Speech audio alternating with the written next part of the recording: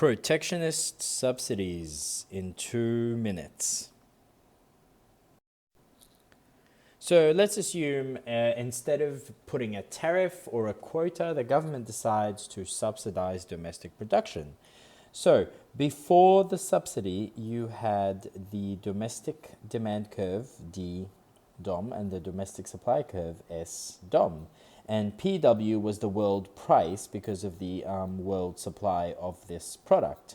Now, before the subsidy, domestic producers used to produce the quantity Q1, and domestic consumers used to consume the quantity Q2.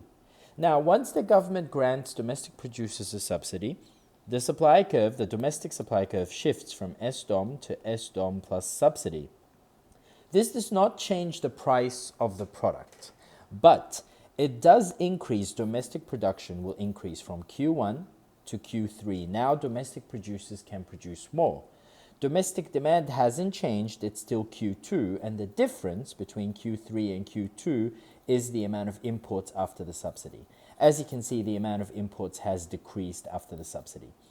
From Q3, if you go up until you intersect the old supply curve, and this will give you this green box over here, that's the cost of the subsidy to the government, which obviously is the cost of the subsidy to the taxpayers.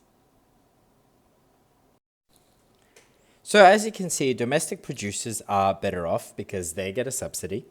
They can produce more. Foreign producers are worse off. They can now export less to this market.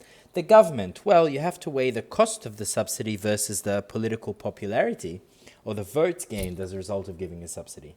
Domestic consumers are worse off because while price hasn't really changed, they are still forced to buy from less efficient domestic producers. Taxpayers are worse off. They're the ones who eventually this cost of the subsidy comes from taxes, and there is a deadweight loss because you're shifting production from more efficient foreign producers to less efficient domestic producers.